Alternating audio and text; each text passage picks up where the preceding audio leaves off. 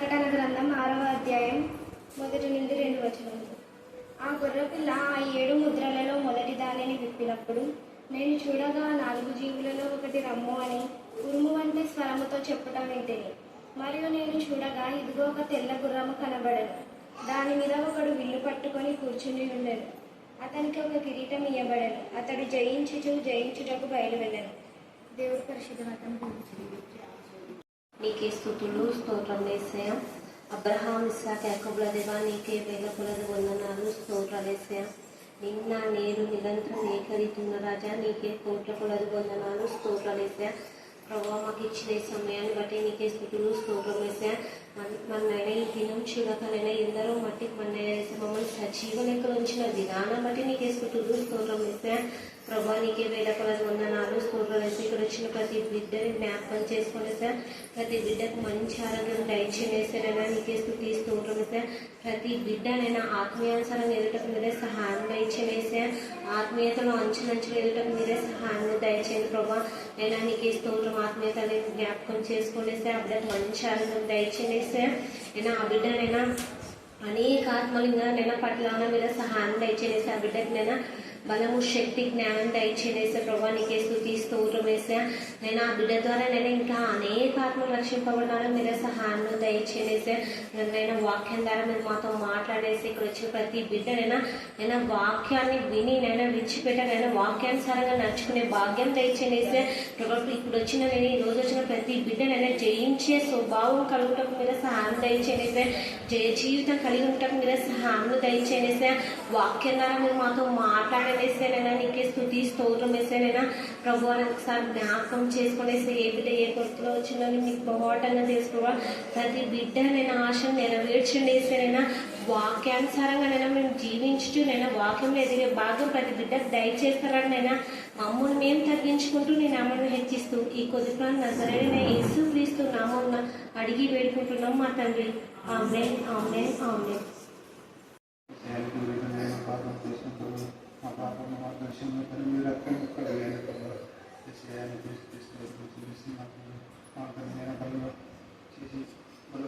ప్రతి ఒక్కరిని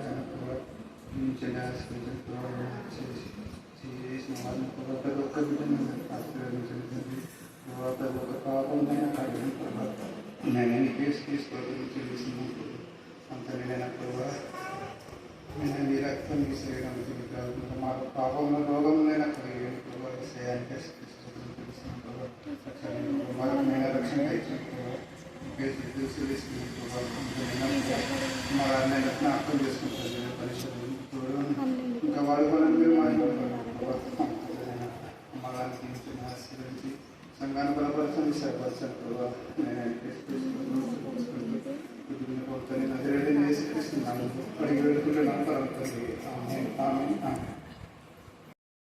ప్రశస్తమైన మీ సన్నిధానములకు బలింపబడిన గొర్రెపిల్ల రక్తాన్ని బట్టి వందనాలు స్తోత్రం చెల్లించుకుంటున్నాం. మీరు సింహాసనం ముందు ఆశీనులై ఉన్నారు దేవా. మీ యొక్క సింహాసనం నా ప్రభనాథండే, 4 జీవుల రెక్కల పైన నా ప్రభనాథండే, స్ఫటికం అనే గాజు అంటే సముద్రం పైన నా ప్రభనాథండే, అది నా ప్రభనాథండే వేయబడి ఉన్నట్టుగా మేము చూస్తున్నాం.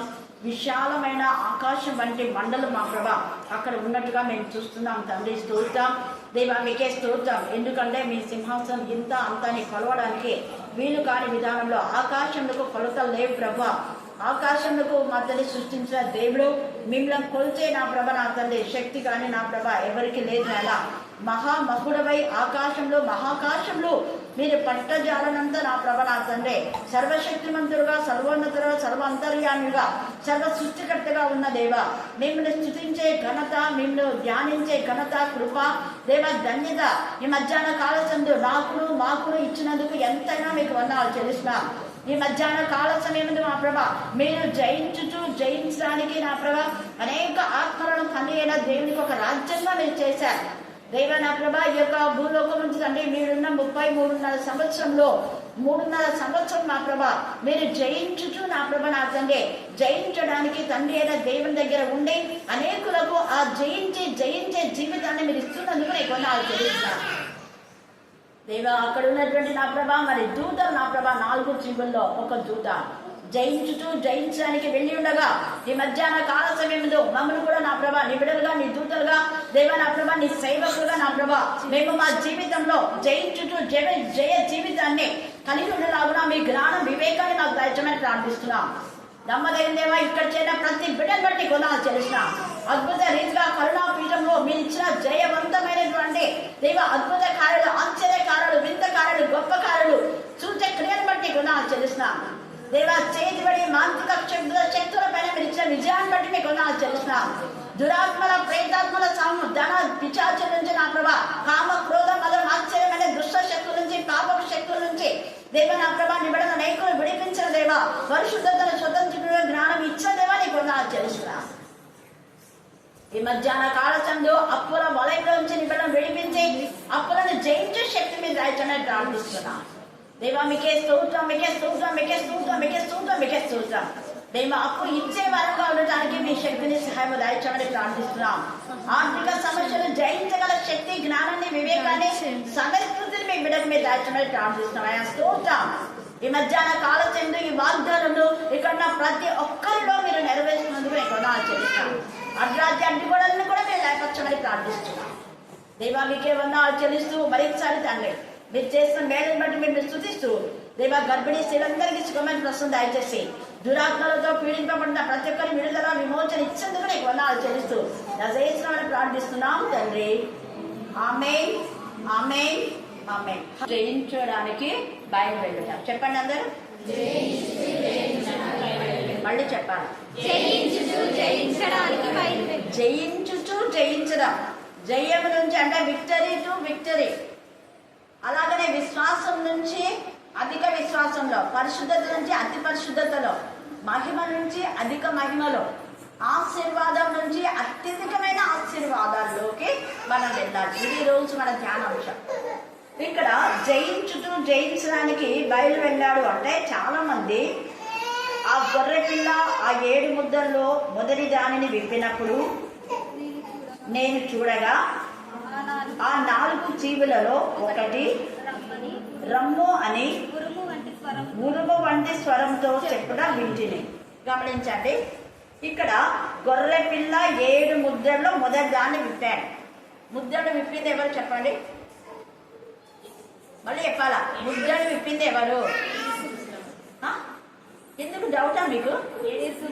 మరి ఎంత గట్టి చెప్పలేకపోతున్నారు? మీరు పాస్ అయితే అట్నే చెప్తారా? ఎంత గొప్ప విజయం! ఇక్కడ 4-5 అధ్యాయుల్లో మనం 7 టాపిక్స్ పైన మనం ధ్యానం చేసుకున్నాం. అయితే అంత గొప్ప మర్మాన్ని మనం ఎంత చిన్నగా ఎత్తున్నామా? వధింపబడిన గొర్రె పిల్ల గురించి వాళ్ళు ఎంత దూతలు పాడినారు, పెద్దలు పాడినారు. 4 జీవులు పరిశుద్ధులని స్తుతిస్తున్నాయి. ఆ 4 జీవుల రెక్కల పైన, ఆ రెక్కల పైన అన్నమాట, అంటే 2 రెక్కలతో కప్పుకున్నాయి, 2తో అవి ఎగురుతున్నాయి. ఆ 2ని ఇట్లా పైకి 6 రెక్కలు, మొత్తం 6 రెక్కలకు మొత్తము ఆ యొక్క 2 రెక్కలు, ఒక్కొక్క జీవికున్న 2 రెక్కలు చాపాయి. అలాగే 4 జీవులు 2 అంటే 8 రెక్కల 8 రెక్కల పైన తండ్రి అయిన దేవుని సింహాసనం. ఆ జీవులకు ఎంత ధన్యత చూడండి. ఆయన గాలి రెక్కల మీద కూడా గమనం చేస్తాడంట. కీర్తన 104:1 చదవండి. కీర్తన 104:1. నా ప్రాణమా యెహోవాను సన్నుతించుము. యెహోవా నా దేవా, నీవు అధిక గణవహించిన వాడవు. నీవు మహాత్యమును ప్రభావము ధరించి ఉన్నావు. వస్త్రం వలె వెలుగును నీవు కప్పుకొని ఉన్నావు. తెరను పరిచినట్టు ఆకాశ విశాలమును నీవు పరిచి ఉన్నావు. జలములలో ఆయన తన కదులను దూలములను వేసి ఉన్నావు. మేఘములను తనకు వాహనముగా చేసుకొని గాలి రెక్కల మీద గమనం చేయుచున్నాడు. గాలి రెక్క, మేఘములు కూడా ఆయనకు వాహాలు. మేఘం అన్నది కూడా ఒక వాయువే, అవునా కదా? పొగ అన్నది వాయువు కదా. ఈ పొగంతా పోయి ఆవిరి అంటే వాయువులు. సముద్రపు నీరంతా కూడా ఎండాకాలంలో ఆ ఆవిరై మేఘాలుగా మారుతాయి. మేఘాలు మళ్ళా మంచుగా మారి చలికాలంలో, ఎండాకాలంలో ఆ మంచు నీరుగా మారి మనకు వర్షం ఇస్తుంది. ఇది జలచక్రం. సైన్స్ తెలిసిన వాళ్ళు. అలాగనే తండ్రి అయిన దేవుని నుంచి ఆదాము అవ్వల నుంచి మనము జనరేషన్ కలిగింది. ఇలాగా సృష్టిలో ప్రతిదీ కూడా దేవుని స్తుతించాలని దేవుని యొక్క అభిష్టం. అలా దేవుని అభిష్టమైనటువంటి దేవుని యొక్క సన్నిధిలో పరమందు ఆయన సన్నిధిలో ఈ యొక్క చూడండి 4 జీవులు, పెద్దలు, తర్వాత లెక్కింపలేని దూతలు ప్రతిగానాలు చేస్తున్నాయంట దేవుని యొక్క ప్రభావమును, మహిమను, మహాత్మ్యం. కీర్తనకారుడు 104లో కూడా చెప్తున్నాడు, మహాప్రభావం గలవాడు, మహాత్మ్యం కలిగినటువంటి దేవుడు. నీవు మేఘములను వాహనంగా, గాలి రెక్కల మీద గమనం అంటే గాలి రెక్కలు కూడా ఆయనకు వాహనాలు అయిపోయాయి. హల్లెలూయా, హల్లెలూయా. గాలికి రెక్కలు ఎక్కువ ఉంటాయి, మనకు కనపడవే, కొన్ని మనకు కనపడవు. ఇక్కడ కూడా 4 జీవులు చాపినటువంటి ఆ 4 జీవుల యొక్క 2 రెక్కలు 8 ఈ యొక్క రెక్కలు యెషయాకు కనపడలేదు. యెషయా అక్కడ అంటాడు ప్రకటనలో 6 రెక్కలు ఉన్నాయని అక్కడ చూస్తున్నా. అదే మనం చూస్తే యెషయా 6వ అధ్యాయం మీరు చదువుకుంటే అక్కడ కెరూబులకు 4 రెక్కలను చూసింది అంటాడు. అవునా, చదవండి. ఆ కెరూబులకు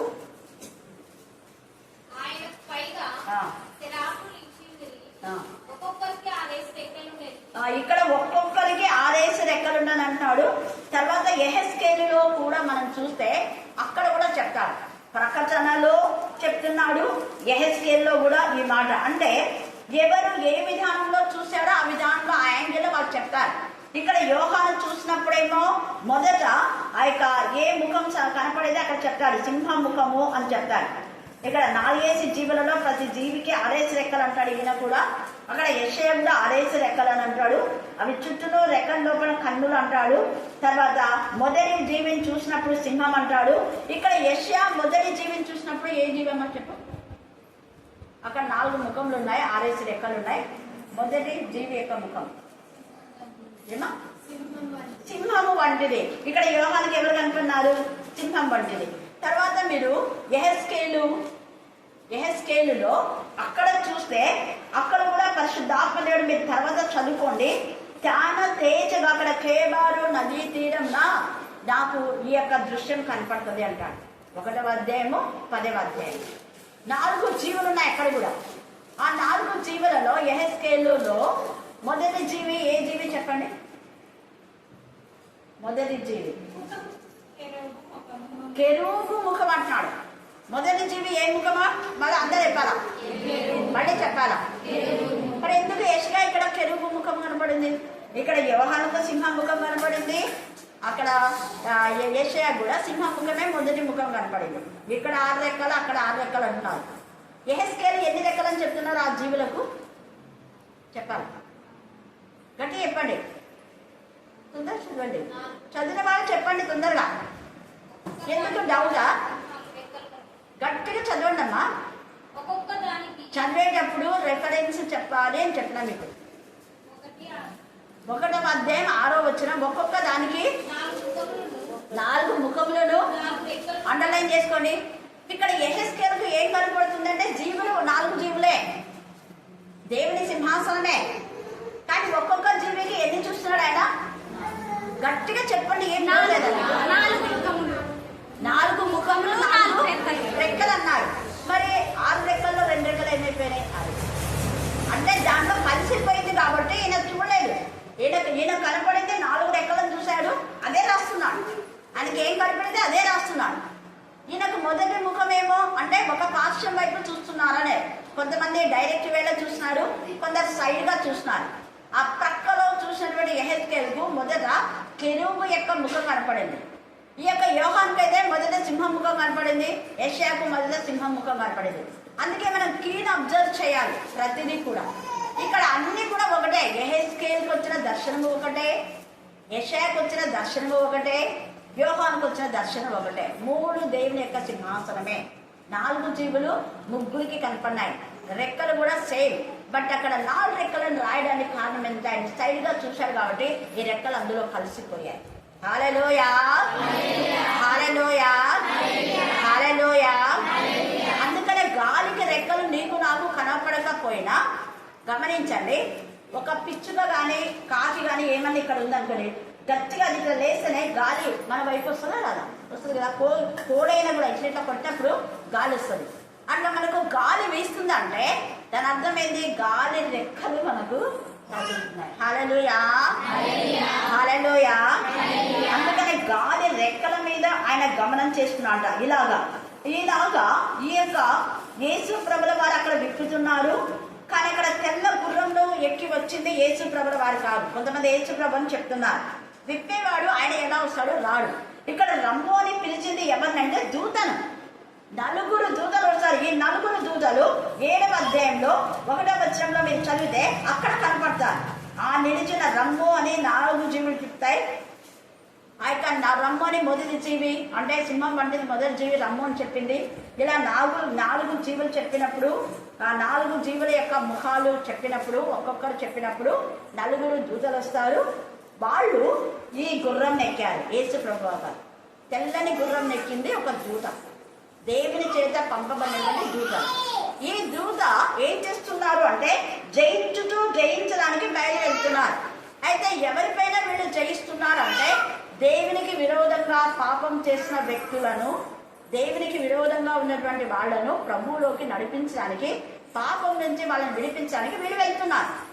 ఈ మధ్యాహ్న కాల సమయమందు వీళ్ళు జయ జీవితాన్ని పొందుకున్నారు. ఈ దూతలు దేవుని సన్నిధిలో దేవుని యొక్క మరి ఆ యొక్క అపవాది పైన విజయాన్ని పొందుకున్నారు. ఎందుకు అంటే ఈ దూతలు ఎవరు అంటే అపవాది చెప్పిన మాటలకు వీళ్ళు లోబడలేదు. అక్కడ ప్రకటన 12లో అపవాది కొంతమందిని తన వైపు మరల్చుకుంటుంది. ఆ మరల్చుకొని అపవాది మాటలు విన్న వాళ్ళందరూ కూడా నరకానికి పోయారు, భూమి కింది భాగంలోకి తోసివేయమన్నారు. అయితే ఈ దూతలు ఆ యొక్క లూసిఫర్ మాటలు వినక లూసిఫర్ పైన వాళ్ళు విజయాన్ని పొందుకున్నారు. హల్లెలూయా, హల్లెలూయా. అపవాది పైన వీళ్ళు విజయాన్ని పొందుకున్నారు కాబట్టి ఇంకా అపవాదితో శోధింపబడే వాళ్ళ పైన విజయాన్ని పొందుకోవడానికి వాళ్ళు వేరే వాళ్లకు సహాయం చేస్తున్నారు, సహాయక దూతలు. హల్లెలూయా, హల్లెలూయా, హల్లెలూయా. అంత పెద్ద దేవునికి విరోధంగా ఉన్నటువంటి దేవుని పైన హెచ్చించుకున్న అపవాదిని వీళ్ళు జయించారు అక్కడ దేవుని రాజ్యంలో. వీళ్ళకు కూడా ఏమేమో లేనిపోయిన మాట చెప్పింది, కానీ వాళ్ళు విన్నా. దేవుడు సృష్టికర్త అయిన దేవుడు, తండ్రి అయిన దేవుడు మనం సృష్టించాడు, ఆయన చేత మనం చేయబడినాం. అలాంటి దేవుడి గురించి మాట్లాడుతున్నావా అని దాన్ని గద్దించారు. అపవాదికి బుద్ధి చెప్పినారు. వాడు అపవాదిని జయించినారు పరలోకం. అందుకని దేవుడు వీళ్ళకు మీరు అపవాదిని జయించారు కాబట్టి ఈ అపవాది క్రియలు లయపరచడానికి మిమ్మల్ని పంపుతున్నానని ఎవరెవరైతే అపవాది సంబంధంగా ఉన్నారో వాళ్ళు, మీరు అపవాది మిమ్మల్ని శోధించాడు, మిమ్మల్ని మోసగించాడు, మీరు దేవుని పిల్లలు, క్రీస్తు రక్తం మీలో ఉంది, యేసయ్య జనన మరణ పునరుద్ధానములు జ్ఞాపకం చేసుకుని ఆయన మరణించి తిరిగి లేచినాడు, ఆయన రక్తం వలన మీకు విడుదల విమోచన అవుతుంది, కాబట్టి అపవాది మాటలు మీరు వినొద్దండి అని చెప్పడానికి వెళ్ళేటటువంటి దూతలు. అందుకే జయించడానికి వాళ్ళు భయపడారు. ఒకటి. రెండవది, ఇంకా అపోస్తుల కార్యంలో మనం యేసు ప్రభు యొక్క శిష్యులు కూడా జయించడానికి వెళ్ళారు. అక్కడ మనం చూద్దాం ఎవరెవరో మనం చూద్దాం. 2వ కొరింథీ 1వ అధ్యాయంలో 3వ వచనం చదవండి. ఒక్కరు చదవండి. కనికరం చూపు తండ్రి సమస్తమైన ఆదరణను అనుగ్రహించు దేవుడు మన ప్రభువైన యేసుక్రీస్తు తండ్రి అయిన దేవుడు స్తుతింపబడును గాక. తర్వాత నెక్స్ట్ వచ్చి చూడండి, ఇక్కడ ఏమన్నాడు? దేవుడు మమ్మల్ని 3వ వచనం అంటున్నాడు, దేవుడు మమ్మల్ని ఏ ఆదరణతో ఆదరించుచున్నాడో ఆ ఆదరణతో ఎట్టి శ్రమలో ఉన్న వారిని ఆదరించడానికి శక్తి గల వారు నవ్వునట్లు ఆయన మా శ్రమ అంతటిలో మమ్మల్ని ఏం చేశాడు? ఆదరించాడు. ఇది అండర్లైన్ చేసుకొని కంటెక్ట్ చేయండి. తర్వాత 4వ వచనం మమత అవుతుంది.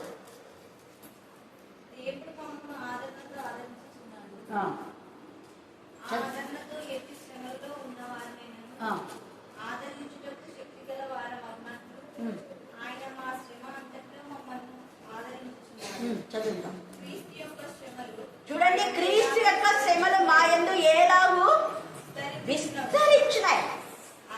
చేయడం కాదు, చాలా శ్రమలు విస్తరించి అలాగే ఆదరణ కూడా ఏమైతుంది? అది చాలు, క్రీస్తు ద్వారా ఆదరణయే మాకు విస్తరించుందంట. ఈ యొక్క మధ్యాహ్న కాల సమయమందు క్రీస్తు శ్రమలలో మీరు పాలుభాగస్తులై మీ శ్రమల నుంచి ఓవర్కమ్ చేసిన యేసయ్య శక్తి మనలో ఉన్నప్పుడు మనం కూడా వేరే వాళ్ళ శ్రమలో ఉన్న వారికి ఈ జ్ఞానాన్ని, ఈ వివేకాన్ని మనం వాళ్ళకి తెలియచేయాలి. మేము ఆ పాపాన్ని జయించగలిగినాం ఈ వాక్యం ద్వారా, మేము ఆ శోధన జయించగలిగినాం కన్నీటి ప్రార్థన ద్వారా, మేము ఆ యొక్క మా కుటుంబంలోని వ్యక్తులను ప్రభులోకి నడిపించగలిగినాం ఈ వాక్యము ద్వారా, లేదా ఈ సాక్ష్యం ద్వారా, లేదా ఈ కన్నీటి ప్రార్థన ద్వారా. ఇవి మనం వాళ్ళకు తెలియచేయాలి.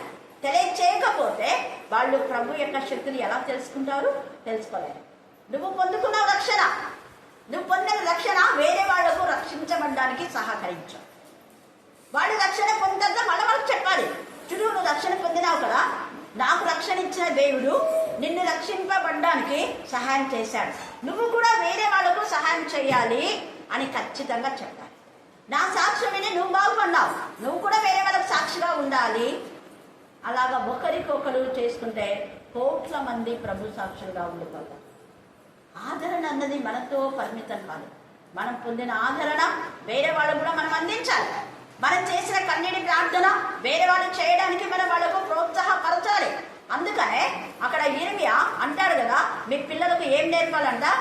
అంగలార్పు విద్య. మరి అంగలార్పు విద్య తల్లికి రాకపోతే పిల్లలకి ఎలా నేర్పుతుందనే? నేర్పలేదు. ముందు ఎవరు నేర్చుకోవాలి అంగలార్పు విద్య? మళ్ళీ చెప్పాలా? మళ్ళీ గట్టిగా తల్లి నేర్చుకోవాలి. తల్లికి ఎవరు చెప్పాలి అంగలార్పు విద్య గురించి? సేవకులు చెప్పాలి. ఒక సంఘ కాపరి, పాస్టర్ గారికే కన్నీటి ప్రార్థన లేదు, పాస్టర్లకే కన్నీటి ప్రార్థన లేదు, సేవకులకే కన్నీటి ప్రార్థన లేదు. వాళ్ళ పిల్లల్నే వాళ్ళు ప్రభులోకి నడిపించారు. ఇంకా వేరే వాళ్ళ సంఘాన్ని ఏ విధంగా ఏలుతావని ప్రశ్నిస్తారు. నీ కుటుంబాన్ని ఏదైనటువంటి నువ్వు సంఘాన్ని ఏ విధంగా ఏలుతావు? అలాగనే కుటుంబాన్ని నువ్వు ఏదాలంటే, కుటుంబాన్ని ప్రభులోకి నడిపించాలంటే ముందు తల్లిగా నువ్వు కన్నీటి ప్రార్థన చేయగల దానిగా ఉండాలి. నీ పిల్లలకు కన్నీటి ప్రార్థన నేర్పాలి. ఇక్కడ వీళ్ళు ఆదరణ పొందుకొని దుఃఖంలో, బాధలో, శ్రమలో ఉన్న వాడిని ఆదరిస్తున్నాం. యేసు ప్రభు యొక్క శిష్యుడు పేతురు, యోహాను, యాకోబు వీళ్ళు ఆదరణ పొంది అనేక ఆదరించారు, ప్రభులోకి నడిపించారు. అలాగనే అననీయ కూడా దేవుని ఆత్మతో శక్తితో నింపబన్నాడు. అందుకే పౌలును ధైర్యపరిచి ఆదరించాడు. పౌలు భయపడుతూ పౌలు అన్నాడు. పౌలు పొందుకున్నటువంటి ఆదరణ తిమోతికి, ఫిలెమోనుకు, ఒనేసిఫోరుకు ఇంకా అనేక మందిని ప్రభులోకి నడిపించారు పౌలు. అందుకే కొరింథీ సంఘానికి రాస్తున్నారు. అది అపోస్తలుడైన పౌలు కొరింథీలకు రాసిన పత్రిక. ఏది ముందు రాస్తున్నారు, ఏది వెనక రాస్తున్నారు అనేది కాదు మనకు కావాల్సిన. ముందు రక్షణ, మనం పొందిన ఆదరణ, ఇతరులను ఆదరించడం, అది నేర్చుకోవాలి. మనం బైబిల్లో ఉన్నది ఉన్నట్టుగా మనం నేర్చుకోవాలి. ఎక్కడెక్కడో పుస్తకాలు రాసింది అది మనం తెలుసుకోవచ్చే, కానీ అది కంటే కూడా వాక్యంలో ఉన్నది, బైబిల్ ప్రకారం ఉన్నది నేర్చుకోవడం ముఖ్యం. హల్లెలూయా, హల్లెలూయా, హల్లెలూయా. ఇది ముందు రాస్తున్నారా, అది ముందు రాస్తారని మళ్ళీ గుడ్డలు పడడం కాదు. ఇద్దరు సాక్షుల్లో మోషేనా, ఏలియానా, లేకపోతే ఏలియా, హానోకా, లేకపోతే యోహానా, ఎవరైనా ఆడ ఇద్దరు సాక్షులు. అందుకనే వారి గురించి మనం ప్రార్థన చేయాలి, అదే వినాలి, అదే ప్రకటించాలి. హల్లెలూయా, హల్లెలూయా. ఇక్కడ వీళ్ళు ఎంత చక్కగా ఆదరణ పొంది ఇతరులకు ఆదరణ ఇస్తున్నారు, రక్షణ పొంది ఇతరులకు రక్షణ కలగ చేస్తున్నారు. అలాగనే యిర్మీయా ఆయన కన్నీటి ప్రార్థన చేశాడు. 9వ అధ్యాయంలో తల్లులకు కన్నీటి ప్రార్థన నేర్పించాడు. ఇప్పుడు అంటున్నాడు, మీరు మీ పిల్లలకు నేర్పించండి. ఎంత బాగుంది చూడండి. ఒక్కరికి ఒక్కరు మనం అప్పులను జయించి వేరే వాళ్ళకు అప్పులను జయించే అవకాశం వాళ్ళకు చెప్పాలి. ఇదిగో ఇలాగా ఖర్చు పెట్టు, ఇలా చెయ్యి, నీ అప్పులన్నీ పోతాయి. 31వ సామెతల్లో ఆమె తాము కూడబెట్టిన ధనంతో, వేరే వాళ్ళది కాదు, అప్పు తెచ్చుకోలేమే, అప్పు తెచ్చి అది చేసి ఇది చేసి చేయలేదేమో, తాము కూడబెట్టిన ధనముతో ఏం కూడిందంటే ఆమె ద్రాక్ష తోట. ఆమె వేకువలైతే పని చేస్తుంది, పని చేయకుండా అన్నం తినదాన్ని, పని పాట లేకుండా తిరిగే వాళ్ళు సోమరిపోతులు అంటారు. నెక్స్ట్ బుధవారం సోమరి వాళ్ళ గురించి తెలుసుకుందాం. చూడండి ఎంత చక్కగా ఇక్కడ పరిశుద్ధాత్మదేవుడు యిర్మీయాతో మాట్లాడుతున్నాడు. యిర్మీయా కన్నీరు అంగలార్పు ప్రవక్త. ఆయన కన్ను జలమయంగా, కన్ను కన్నీళ్ళ ఊటగా, తల జలమయంగా, కన్ను కన్నీళ్ళ ఊటగా ఉంది. గీతంలో కూడా ఈ మాట రాయబడింది. నా కన్నులు జల పూర్ణితమై తటాకంలుగా ఉన్నాయి.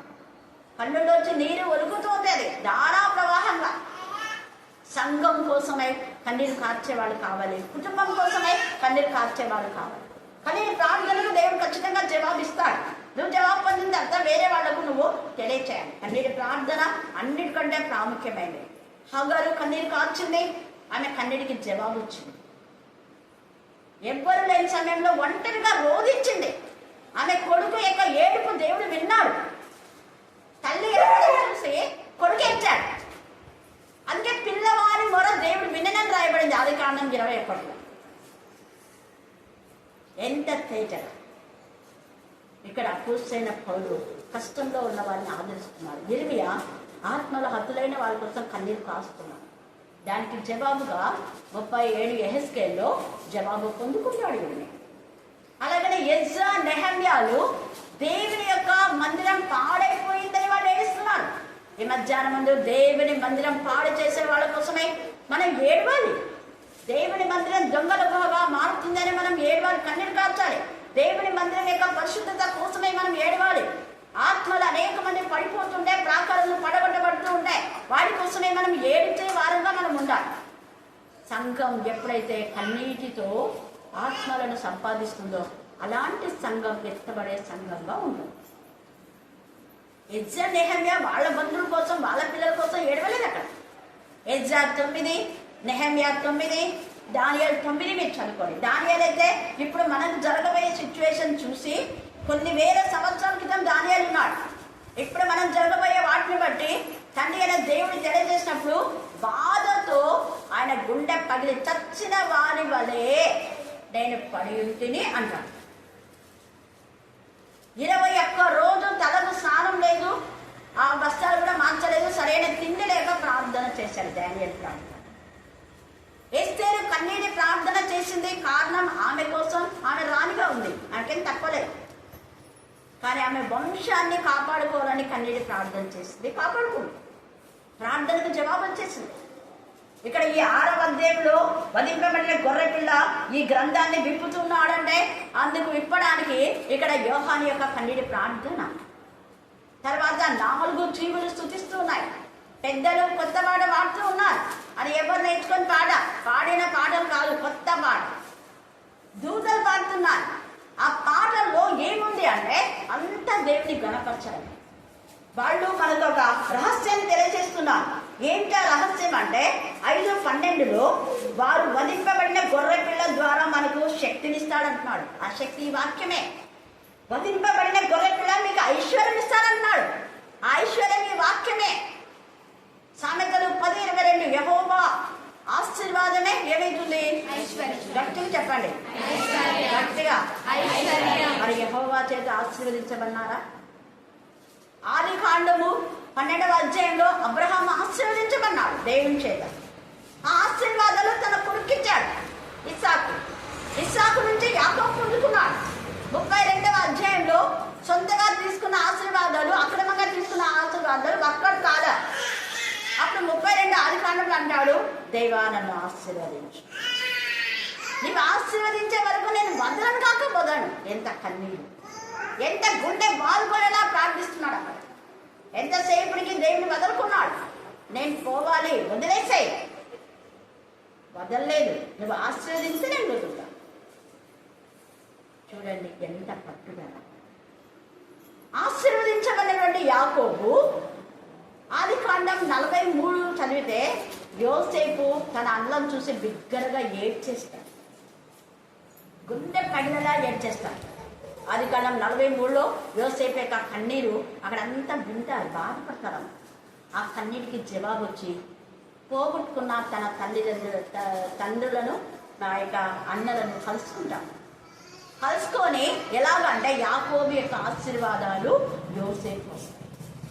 అందుకని యోసేపు 45వ అధ్యాయంలో ఫరోను దీవిస్తాడు. చూడండి, ఒక రాజు ఆ ప్రపంచమంతట్లో ప్రపంచాన్ని ఏలేటటువంటి వాడు.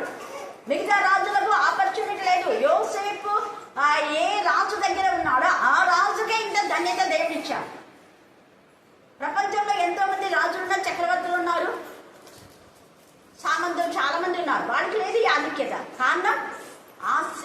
ఆశీర్వదించబడిన యోసేపు అక్కడ ఉన్నందుకు ఫరోకు ఆశీర్వాదాలు వచ్చినాయి. హల్లెలూయా, హల్లెలూయా, హల్లెలూయా.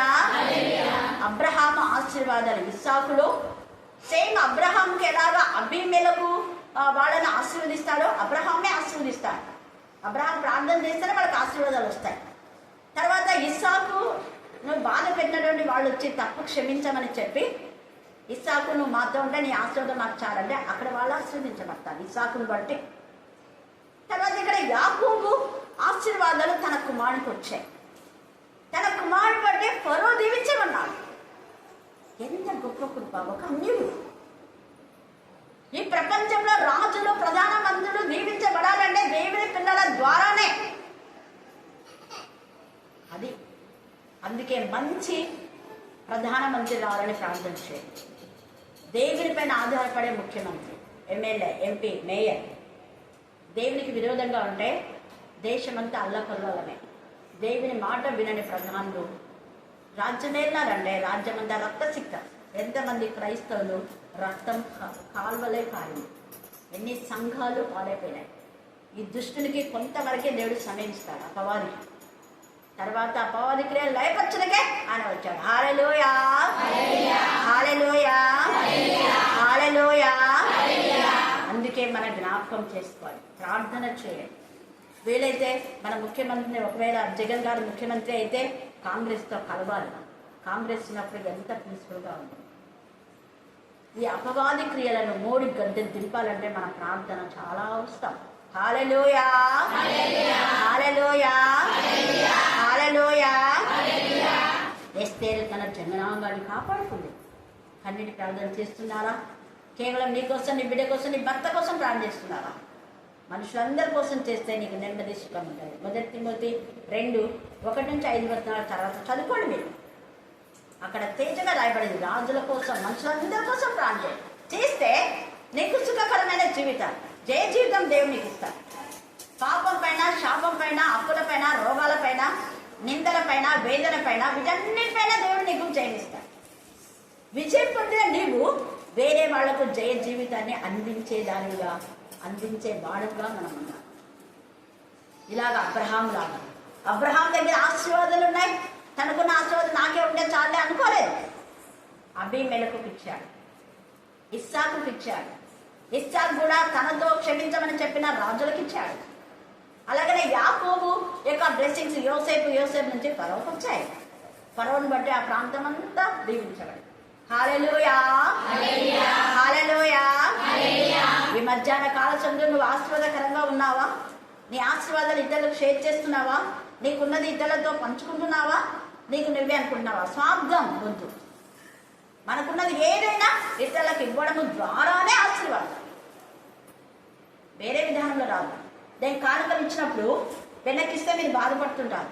నేను ఇచ్చేది ఎందుకు అంటే మీకు ఇవ్వడం ద్వారా నాకు ఆశీర్వాదం, మీకు ఇచ్చినందుకు నాకు ఆశీర్వాదమే, నేను మీకు ప్రార్థన చేసి ఇచ్చినందుకు మీకు ఆశీర్వాదమే. హల్లెలూయా, హల్లెలూయా. మీరేమనుకున్నారు? ఎందుకబ్బా అక్క చీరిస్తే ఎనికిచ్చా, అక్క కాంతిస్తే ఎనికిచ్చా, భోజనం పంపిస్తే ఎనికి పంపించా అని మీరు అనుకుంటున్నారు. కొన్నిసార్లు వాళ్ళు ప్రార్థనకు రాకుండా, వాక్యం వినకుండా ఉంటే ఎనికి పంపిస్తా.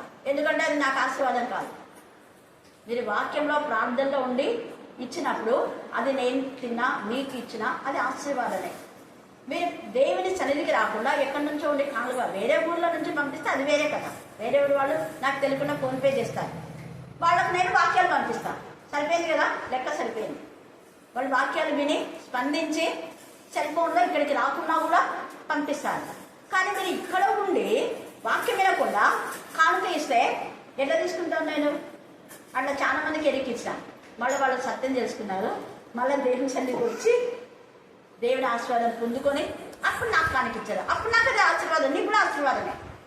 నువ్వు దేవునిగా ఆశీర్వదించబడి ఇస్తే నాకు ఆశీర్వాదం. నేను దేవుని ఆశీర్వాదం లేకపోతే నేను తీసుకుంటే ఎలా ఉంటుంది? బాగుంటుంది కదా. ఇది మీరు క్లారిటీగా తెలుస్తుంది. అందుకే పదే పదే మీరు ఇచ్చే వాటికంటే, మీరు చేసే పనుల కంటే వాక్యం వినడం చాలా శ్రేష్టం. ఇన్ని అర్థాలు ఈ జయ జీవితంలో దాగి ఉన్నాయి. స్వస్థత పొందిన నీవు అనేకుల స్వస్థత కోసమే కన్నీటి ప్రార్థన చేయాలి. ఆదరించబడిన నీవు ఆడిన కోసం ప్రార్థన చేయాలి. అందుకని వధింపబడిన గొర్రె పిల్ల మనకు ఆ శక్తి ఇస్తాడు దేవుడు. ఆ ఐశ్వర్యం కూడా నీకు ఇస్తాడు. ఇతరులకు ఇచ్చే శక్తిని దేవుడు నీకు ఇస్తాడు. నువ్వు ఎలా జీవించాలో కావాల్సిన జ్ఞానం దేవుడు నీకు ఇస్తాడు. ఆత్మ సంబంధమైన జ్ఞానం నువ్వు పొందుకున్నప్పుడు యాకోబు 3:17 వేరే వాళ్ళకి తెలియచేయాలి. ఇదిగో ఇది నిజమైన జ్ఞానం. యాకోబు 3:15 నిజమైన జ్ఞానం కాదు. ఆ జ్ఞానంలో ఉండే మనం నాశనం పోతాం. 3:17లో ఉన్న జ్ఞానం పరిశుద్ధమైంది, సులభంగా లోబడింది, వేషధానుల లేనిది, పక్షపాతం లేనిది. ఈ జ్ఞానము మనకు దేవుని వాక్యం ఇస్తుంది అని చెప్పాలి, కంటది చేయమని చెప్పాలి. తద్వారా మనం ఆశీర్వాదాలు పొందుకుంటాం. అందుకని ఇక్కడ తేజగా పరిశుద్ధ ఆత్మదేవుడు ఈ సమయంలో మనతో మాట్లాడుతున్నాం. ఆయన జయించడానికి బయలువెళ్ళాలంటే వాక్యము ద్వారా జయ జీవితాన్ని పొందుకుని అనేకులకు వాక్యం అందించి ప్రభు మార్గంలో నడిపించడానికి వెళ్తున్నాడు. దేవుడు ఈ లేఖన భాగాన్ని దీవించి ఆశీర్వదించుగాక. ఆమేన్, ఆమేన్, ఆమేన్. ఈ సమయంలో ప్రార్థన. మా తండ్రి, ఈ ఘనమైన పాదంలో వందనములు, స్తుతిస్తోత్రములైన తండ్రి ప్రభువా, నీకే వందనములైన పోయిన శుక్రవారం కాపాడిన విధాన్ని బట్టి వందనములు, స్తుతిస్తోత్రములైన తండ్రి శ్రేయ నీకే స్తుతులు స్తోత్రములైన. చేరిన వారందరూ పేరు పేరుని దీవించి ఆశీర్వదించండి. నీకే స్తుతులు స్తోత్రములైన. అక్కను దీవించండి, ఆశీర్వదించండి. అది నీకే వందనములైన ప్రభువా. నేను ఏం చేసినా ఏదడిగినా నిశ్చిత ప్రకారం నడిపించబడుతున్నాం తండ్రి. ఈ లోకం ఎలా బ్రతకాలో మాకు తెలివి జ్ఞానం దయచేయండి. మా తెలుగు కాదునైనా తండ్రి, మీ తెలుగు ధర్మం నడిపించబడుతున్నాం నైనా. నీకే స్తుతులు స్తోత్రం తండ్రి. అవునా తండ్రి, నేను జీవించి ఆశీర్వదించబడుతున్నాను తండ్రి. ఇక్కడ వచ్చినప్పుడల్లా ఎవరైతే ఆశతో వచ్చినారో ప్రభా, వాళ్ళ కోరికలను నెరవేర్చి అడుగుతున్నాం తండ్రి. నీకే స్తుతులు స్తోత్రం తండ్రి. దేశాన్ని దీవించండి నైనా. అవునైనా ప్రభా, దేశాన్ని నేను కావాల్సిన నాయకులని ఎన్నుకుని అడుగుతున్నాం తండ్రి. నీకే స్తుతులు స్తోత్రములు తండ్రి. శ్రేయ నేను దీవించి ఆశీర్వదించి అడుగుతున్నాం తండ్రి. ప్రభా, నీకే వందనములైనా తండ్రి. నీ పాదం పక్కన అడుగుతున్నాం నైనా. మేము వెళ్ళే మార్గమంతా నైనా నీ ఆత్మ సంచారం చేయండి. లోకమంతా నీ ఆత్మ సంచారం చేయమడుగుతున్నాం తండ్రి. నీవే దీవించి ఆశీర్వదించమని మధ్యాహ్న సమయంలో నేను పాదం పక్కన అడుగుతున్నా తండ్రి. ఏమైనా మా తప్పు చేసిన నన్ను దయచేసి చెల్లించమని నా ఆత్మ సమర్పిస్తూ నజరేయుడైన యేసు పరిశుద్ధ నామమున అడిగి వేడుకుంటున్నాను తండ్రి. ఆమేన్.